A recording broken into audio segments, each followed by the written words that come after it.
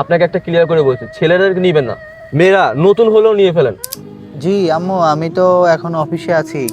আর কতদিন এভাবে মিথ্যে মিথ্যে সান্ত্বনা দিয়ে পরিবারকে চালাবো? ছেলেদের কি কখনোই চাকরি হবে না? জামশেদ সাহেব, জি বলেন। এই মাসে তো আমাদের প্রোডাকশন একদম কমে গেছে, কারণ কি? আমাদের স্যার কিছু লোকের সংকট আছে, আমাদের লোকগুলো ফিল আপ করলে প্রোডাকশনটা বাড়বে। লোকের সংখ্যক থাকতে আপনি লোক নেন, আপনি এখনই নিয়োগপত্র ছেড়ে দেন। কেননা মাস শেষে আমাদেরকে একটা টার্গেট দিতে হয়, এটা তো আপনি জানেন, আপনি অ্যাসিস্ট্যান্ট ম্যানেজার, আপনি জানবেন না এগুলো?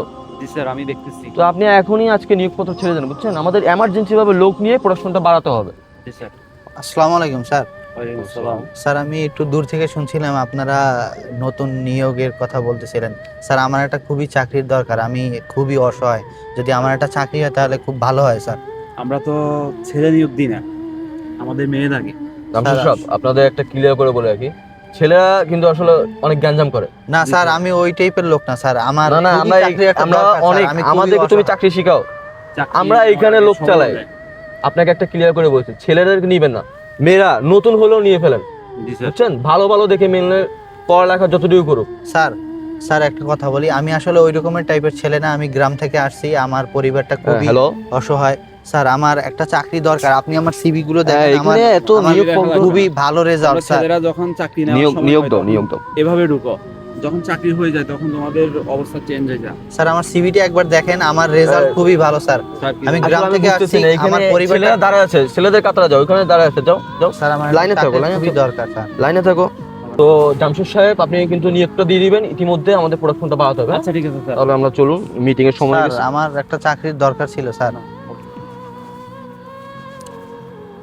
এই মাসে, আজকে মাসের 10 তারিখ, এখনো চাকরিটা হলো না। কিভাবে যে কি করব? অথচ বৃদ্ধ মা অসুস্থ, তাকেও ওষুধের টাকা এখনো পাঠাতে পারছি না। কে কল দিল আবার? মা কল দিয়েছে। হ্যালো, আসসালামু আলাইকুম। জি আম্মু, আমি তো এখন অফিসে আছি। কি বলবেন, একটু তাড়াতাড়ি বলেন, আমি কাজে ব্যস্ত আছি তো। হ্যাঁ, আজকে তো মাসের 10 তারিখ। আসলে আমার স্যালারিটা এখনো হয়নি, একটু অফিসের সমস্যা তো, তাই স্যালারিটা একটু লেটই হচ্ছে। আমি স্যালারির টাকাটা পেলেই ম্যানেজ করে আমি আপনাকে পাঠিয়ে দেব। ঠিক আছে, আমার জন্য দোয়া করবেন, আমি ব্যবস্থা করব ইনশাআল্লাহ। ঠিক আছে, আসসালামু আলাইকুম। ওকে। আর কতদিন এভাবে মিথ্যে মিথ্যে সান্ত্বনা দিয়ে পরিবারকে চালাবো? ছেলেদের কি কখনোই চাকরি হবে না?